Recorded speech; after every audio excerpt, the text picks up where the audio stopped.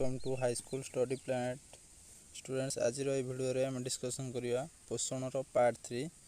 पे पोषण ऑलरेडी दुईटा वीडियो सरी जाइए एवं जदि पे देखी ना तार लिंक डिस्क्रिप्शन दे दीजिए सेठू जाकि दुईटा पार्ट वीडियो देखी नेब। तो आज आम पढ़ा पार्ट 3। तो आज पार्ट 3 आज आम पढ़ा। चलते देखा कौन आज अच्छे आम पढ़ापी।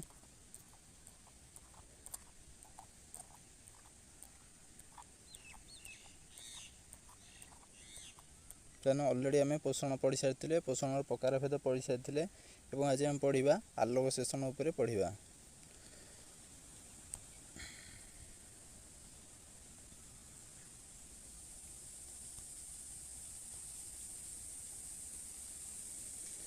पे देख आम आलोक सेशन विषय ऑलरेडी सुभोजी पोषण रे किसी पढ़ी थे। तो देखा ये कौन देखो दर्शा जाए सबुज उद्भिद आलोक सेशन प्रक्रिया सबुज उद्भिद आलोक सेशन प्रक्रिया श्वेतसार जातीय खाद्य प्रस्तुत करते। एक आम जाने सबुज उद्भिद मैंने सुभोजी से निज खाद्य निजे प्रस्तुत करते आलोक सेशन प्रक्रिया साहाय्य श्वेतसार जातीय खाद्य प्रस्तुत करते।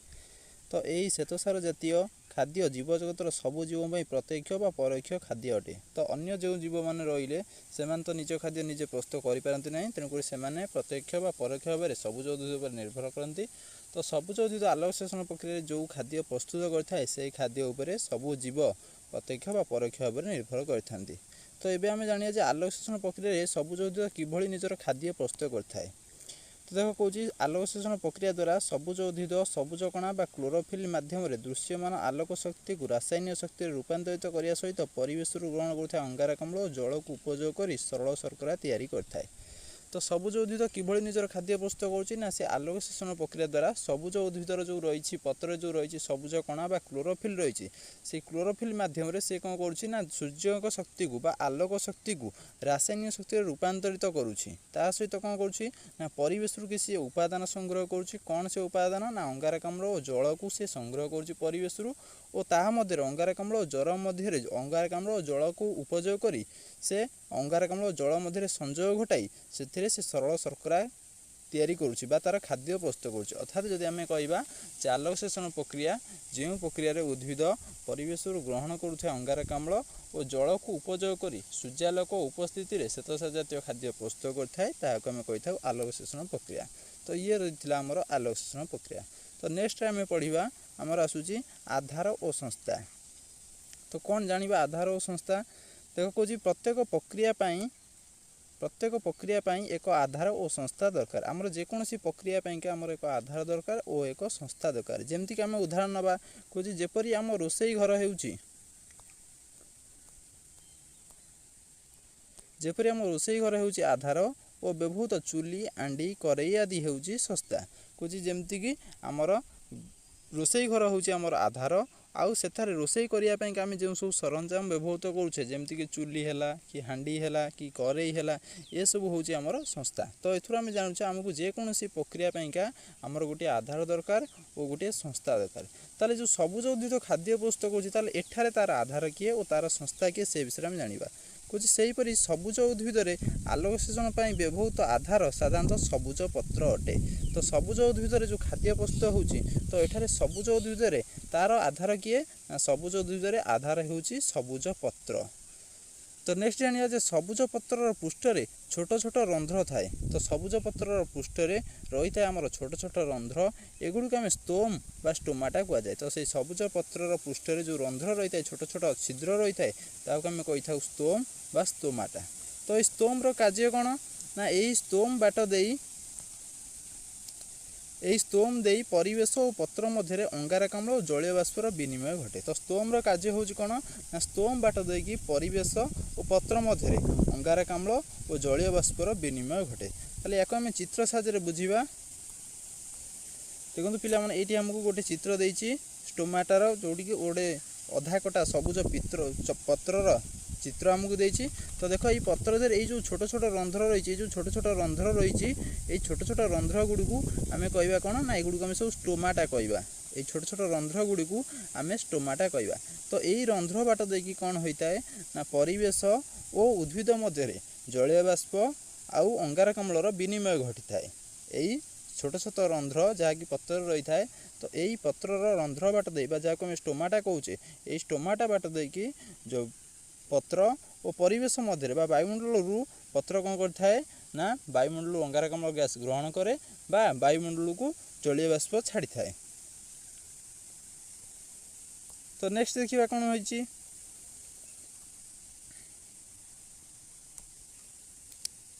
तो कहूला यही स्तोम दे परिवेश और पत्र मध्य अंगारकाम्ल और जलीय बाष्पर विनिमय घटे।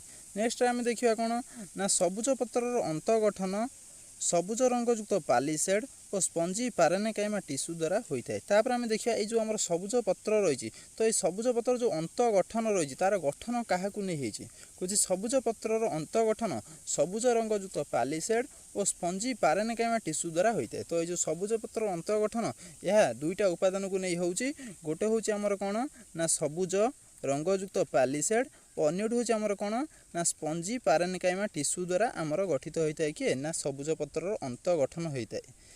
नेक्स्ट देखो आम कौन कौच ना पत्र भितर थिबा यही दुई प्रकार पारेनिकाइमा टिश्यूर कोष भितर क्लोरोप्लास्ट नामक अंगिका रही है। नेक्स्ट देखो आम कौच पत्र भितर थिबा यही दुई प्रकार टिश्यूर कोष भितर क्लोरोप्लास्ट नामक अंगिका रही है। तो या देख आम चित्र बुझा देख कहले आमको सबुज पत्रर अंत गठन देख पे आमको ये ख चित्र आमको देती सबुज पत्रर अंत गठन देख आम सबुज पत्र अंत गठन दुई प्रकार उपादान को लेकिन होता है गोटे हूँ पालिसेड पारेनिकाइमा और अन्यटी हूँ स्पंजी पारेनिकाइमा। तो यही दुई प्रकार उपादान को लेकिन आमर सबुज पत्रर अंत गठन होता है। नेक्स्ट जानिबा आम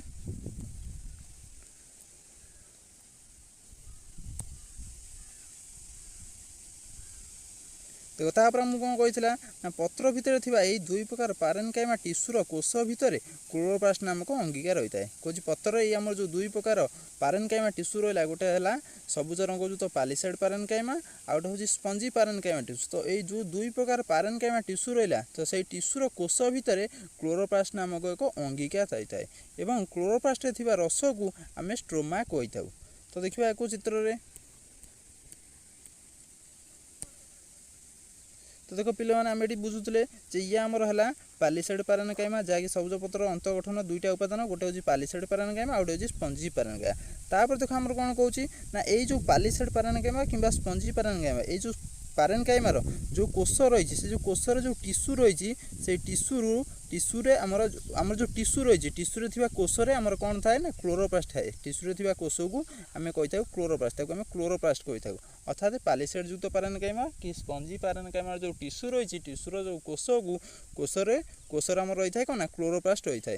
एवं ये जो क्लोरोप्लास्ट रही है कौटी ना पालिसेड युक्त पारेनिकाइमा स्पंजी पारेनिकाइमा जो क्लोरोप्लास्ट रही है ताकू आम कही था स्ट्रोमा बेली कही था।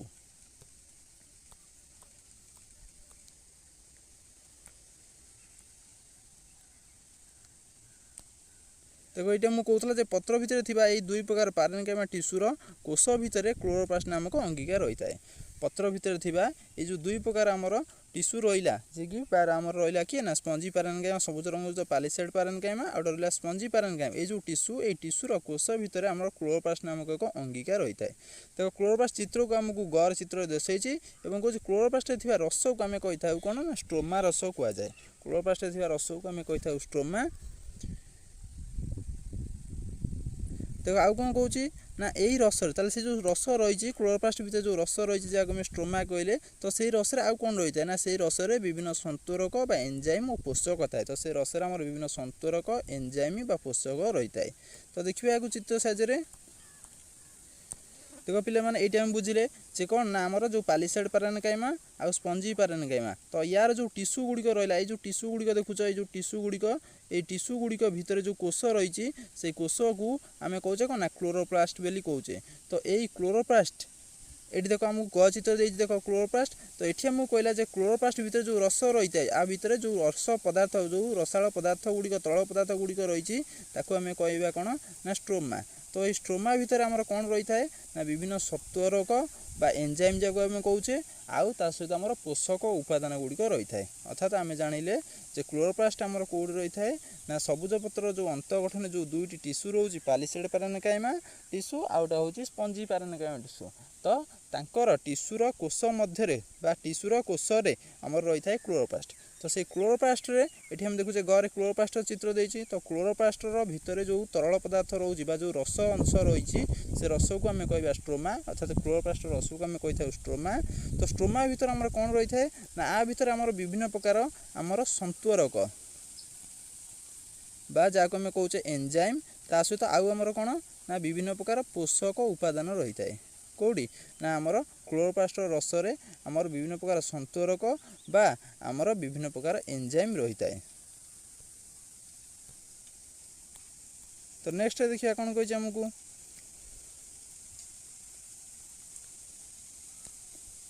तो कहला यही रसरे विभिन्न संतुरक बा एंजाइम और पोषक थाए कुछ स्ट्रोमा रसरे केतक उपादान भासमान अवस्था रही है। तो ये स्ट्रोमा रसरे जो उपादान गुड़िक रही से सब भासमान अवस्था रही था कौच एमध्यु अधिक परिमाण थिबा नेक्स्ट रे कौच एमध्यु अधिक परिमाण थिबा गठन एकक दुई स्तरीय झिल्ली सदृश थाइलैकॉइड अटे। तो तादर जो अधिक परिमाण जो उपादान गुड़िक अच्छा अधिक परिमाण थिबा उपादान गुड़िकर गठन होची कौन ना दुई स्तरीय झिल्ली सदृश थाइलैकॉइड अटे। एवं थाइलैकॉइड गुड़िक कौन ना दीर्घ सरु चेप्टा थली सदृश। तो थाइलैकॉइड गुड़िक आकार गुड़िक कौन ना दीर्घ सरु और चेप्टा सदृश। तो देखिए आम चित्र रे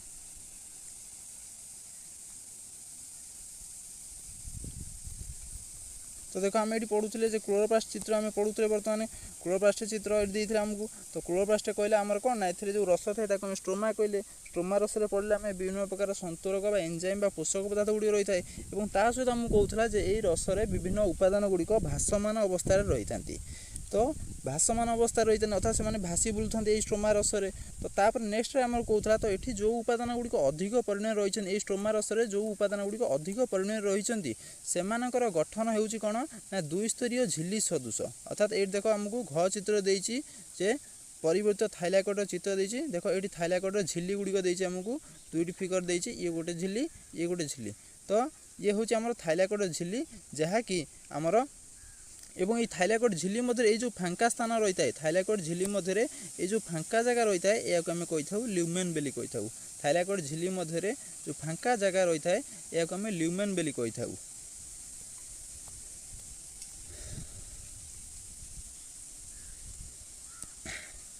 देखो ये पॉइंट आम बुझिले मध्य अधिक परिमाण थिबा गठन एकक हूँ दुई स्तरीय झिल्ली सदृश थाइलैकॉइड अटे और थाइलैकॉइड गुड़िक दीर्घ सरु चेप्टा थली सदृश और थलीर भीतर स्थान को ल्यूमेन कहुए। तापर आम देखा थाइलैकॉइड विषय देख कहला ये आम देखले थाइलैकॉइड रही कौन ना दुई स्तरीय झिल्ली सदृश देख रही ये गोटे झिल्ली ये आमर गोटे झिल्ली और ये हूँ दुई स्तरीय झिल्ली और या भीतर जो फांका जगह रहा या आम ल्यूमेन कहते। तापर देखो आम कहला कौन ना थाइलैकॉइड आकार थाइलैकॉइड गुड़िकर आकार हूँ कौन ना दीर्घ सरु और चेप्टा आकृतिर। देखो थाइलैकॉइड गुड़िकर आकार ये देछि आमको ये गुड़े हूँ सब आम थाइलैकॉइड गुड़िक। देखो थाइलैकॉइड आकार ये देछि देखो ये आम थाइलैकॉइड ये गुड़िक हूँ सब आम दीर्घ सरु और चेप्टा और थाली आकृत। थाइलैकॉइड गुड़िकर आकार हूँ दीर्घ सरु और चेप्टा और थाली आकृतिर।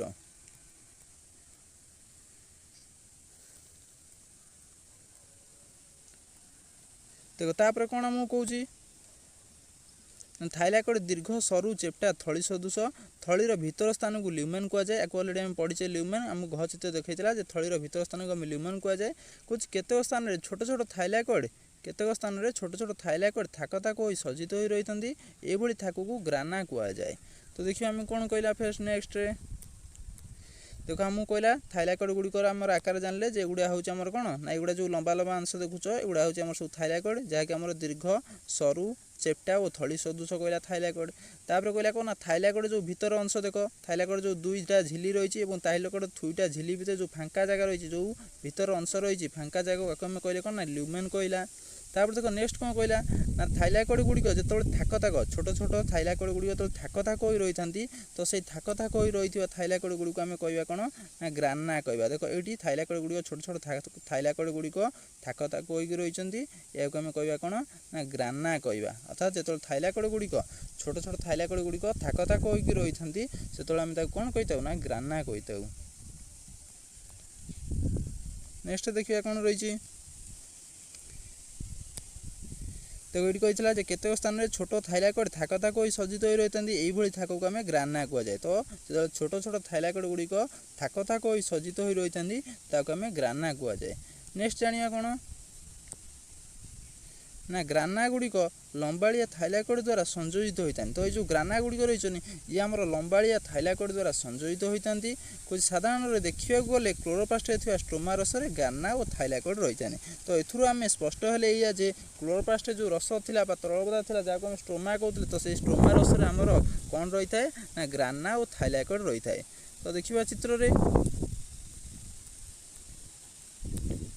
देख पिला माने एटा मु कहला कोन ना जो छोट छोट थाइलाकोइड गुड़िक सज्जित हो रही है ताको आम कहले ग्राना एवं ये ग्राना गुड़िक आमर कौन होता है ना लंबाड़िया थाइलाकोइड द्वारा सज्जित होता है। एगुड़े है आम सब ग्राना। तो ये ग्राना गुड़िक देख सब संयुक्त होती क्या साजे ना लंबाड़िया थाइलाकोइड द्वारा ये सब संयुक्त होती। देख ये जो लंबाड़िया थाइलाकोइड द्वारा ये संयुक्त होती किए ना छोट छोट थाइलाकोइड जहाँ को आम कहे ग्राना।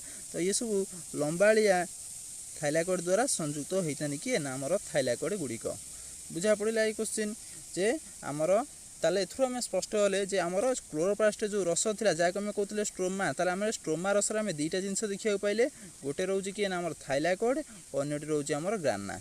थाइलाकोइड है कौन ना थाइलाकोइड आकार हूँ लंबा चेप्टा और एगुड़ी हूँ थाली सदृश। थाइलाकोइड आकार हूँ लंबा चेप्टा और थाली सदृश एवं ग्राना क्या कहले ना छोट छोट थाइलाकोइड गुड़िक जो सज्जित हो रही था क्लोरोप्लास्ट छोट छोट थाइलाकोइड गुड़िक जो सज्जित हो रही था आम कहे कौन ना ग्राना। एवं ये ग्राना गुड़िक संयुक्त होती क्या साहाय्य ना थाइलाकोइड साहाय्य ग्राना गुड़िक संयुक्त होती। तो नेक्स्ट देखा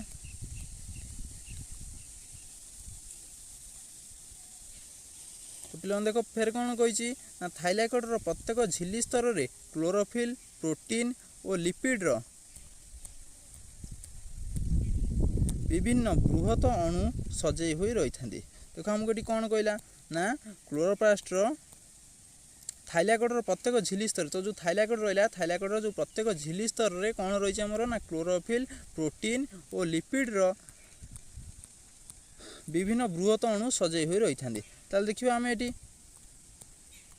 पिला माने ये देखी ये है आम थाइलाकोइड झिल्ली। तो ये जो थाइलाकोइड झिल्ली कौन जो थाइलाकोइड झिल्ली रही जो थाइलाकोइड झिल्ली कौन थाइलाकोइड झिल्ली रे कौन आम रही ना आमर विभिन्न प्रोटीन लिपिड ता सहित आमर कौन रही ना प्रत्येक झिल्ली स्तर में क्लोरोफिल प्रोटीन और लिपिड बृहत अणुगुड़िक सजई हुई रही। अर्थात आमर ये जो झिल्ली रही ये झिल्ली रे थाइलाकोइड जो झिल्ली रही ये झिल्लीर स्तर में आमर कौन ना आमर प्रोटीन आउ लिपिड ता सहित आमर कौन ना क्लोरोफिल गुड़िक सजई हुई रही सहित आमर क्लोरोफिल गुड़िक सजई हुई रही था कौड़ी ना थाइलाकोइड झिल्ली रे। तो नेक्स्ट देखिए कौन कहूँ देख कौन यही गठनयुक्त थाइलाकोइड और क्लोरोप्लास्ट स्ट्रोमा रस आलोक शोषण संस्था सृष्टि करथांती। तो यही गठनयुक्त थाइलाकोइड आउ क्लोरोप्लास्ट स्ट्रोमा रस आलोक शोषण संस्था सृष्टि करथांती। अर्थात ये जो चित्र आमको जो देछि जो गठन प्रक्रिया देछि क्लोरोप्लास्ट देछि आमको आ ता सहित ये जो थाइलाकोइड देछि तो यही गठित होइतिबा थाइलाकोइड आउ जो क्लोरोप्लास्ट जो रोचे स्ट्रोमा रस याकू नेकी आमर आलोक शोषण संस्था सृष्टि होइथाय। पिला माने भाबुछि बुझी पारुथिबो। तो नेक्स्ट देखिए आम प्रक्रिया। तो प्रक्रिया कौन रही आम ये देखिए जे प्रक्रिया आमर कौन रही देख कौन आलोक शोषण प्रक्रिया को जानापी विभिन्न परीक्षा कराई। तो आमर प्रक्रिया हूँ दुई प्रकार साधारणतः गोटे हूँ आलोक प्रक्रिया गोटे हूँ अंधकार प्रक्रिया। कौन आलोक शोषण प्रक्रिया को तो एठार आम पढ़ुचे आलोक शोषण प्रक्रिया विषय कौन आमर आलोक शोषण प्रक्रिया को जानापी विभिन्न परीक्षा कर दुईटी मुख्य परीक्षार सिद्धांत गुरुत्वपूर्ण। तो जिते भी परीक्षा करा दुईटा मुख्य परीक्षार सिद्धांत गुरुत्वपूर्ण। तो प्रथम सिद्धांत किए देते ना प्रथम सिद्धांत फ्रेडरिक ब्लैकमैन 1905 मसीह जणाई। तो प्रथम सिद्धांत फ्रेडरिक ब्लैकमैन 1905 मसीह जणाई। तो से कौन जणाई देखो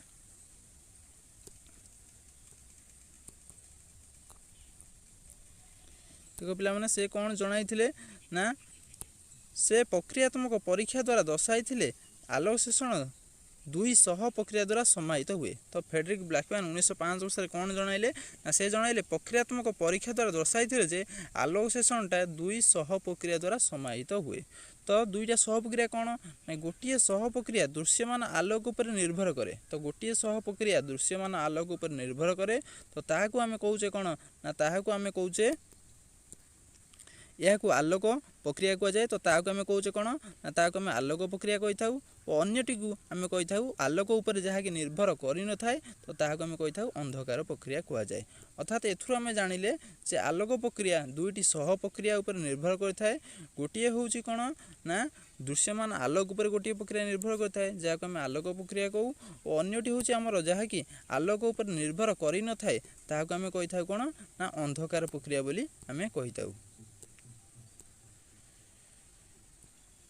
तो नेक्स्ट देखिए कौन देछि देखो पिला माने एठी हमकु देछि जे आलोक सेषण प्रक्रिया हमर दुई भाग विभक्त होइछि गोटे होछि आलोक प्रक्रिया और अन्यटी होछि अंधकार प्रक्रिया। तो ये थिला हमर प्रथम सिद्धांत जहा कि देइथिले फ्रेडरिक ब्लैकमैन। तापर हम नेक्स्ट पढिबा जे हमर द्वितीय सिद्धांत किए देइथिले एवं सेथिरे से कोन कहिथिले। देखो द्वितीय सिद्धांत कौन थिला ना द्वितीय सिद्धांत आलोक सेषणर जैव रासायनिक क्रिया परीक्षा आसला। तो द्वितीय सिद्धांतटी आमर आलोक सेषणर जैव रासायनिक क्रिया परीक्षा आसला।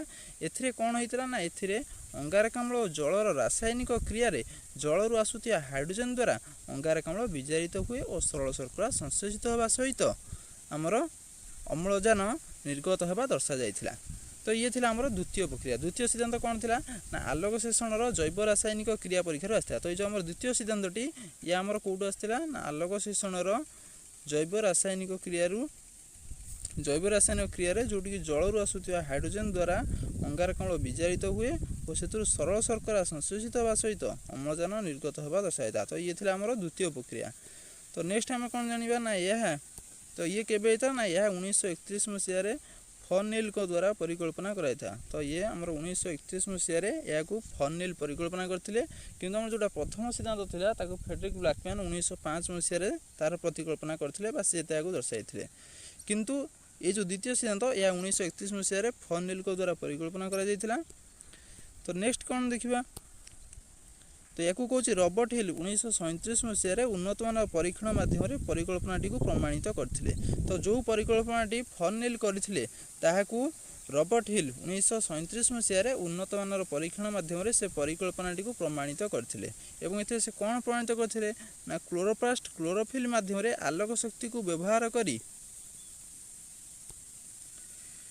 क्लोरोप्लास्ट क्लोरोफिल माध्यम आलोक शक्ति को व्यवहार कर ग्लूकोज संश्लेषण करता है। तो एथिरे से परीक्षा दर्शाइथिले आमर रॉबर्ट हिल 1937 मसीह से जणाइले कौन ना क्लोरोप्लास्ट क्लोरोफिल माध्यम आलोक शक्ति को व्यवहार कर ग्लूकोज संश्लेषण करता है एवं यह पई आमर 6टी अंगारकाम्ल अणु और 12टी जल अणु व्यवहृत होता है। एवं यही प्रक्रिया क्या अर्थात जो प्रक्रिया रे क्लोरोप्लास्ट क्लोरोफिल माध्यम आलोक शक्ति को व्यवहार कर ग्लूकोज संश्लेषण करता है। तो एथिपई आमर कौन दरकार ना 6टी अंगारकाम्ल दरकार और 12टी जल अणु व्यवहृत होता है। तो देखिए तार प्रतिक्रिया आमको देछि देख 6CO2 जिते 6टा अंगारकाम्ल सहित आमर 12टा जल अणु मिसुछि एवं एथुर आम कौन पाचे आलोक उपस्थित है। तो एथुर आम पाचे देख कौन ना सरल शर्करा ग्लूकोज पाचे सहित 6टा जल अणु पाचे और अम्लजान निर्गत होता है। तो देख आमको क्लोरोफिल प्लस एंजाइम प्लस धातव लवण व्यवहृत होउछि एवं एथुर आम पाचे कौन ना सरल शर्करा ग्लूकोज ता सहित जल ता सहित अम्लजान। तो ये थिला आलोक सेषण एक सरल समीकरण। तो पिला माने ए वीडियो रे आम यही पर्यटन डिस्कसन करवा। तो नेक्स्ट वीडियो आम आलोक प्रक्रिया और अंधकार प्रक्रिया विषय में पढ़ा। जदि भिडियोटी भल लगुव और जदि भिडियोटी को बुझीपारे तो निश्चित भाव भिडियोटी को लाइक करेंगे और चैनल को सब्सक्राइब करेंगे। मैंने यार ऑलरेडी 2टी पार्ट वीडियो बन सारी पढ़ा सरी। तो डिस्क्रिप्शन में लिंक दे देछि सेटारु से 2टा पार्ट वीडियो को मैंने देखी नेबे। धन्यवाद।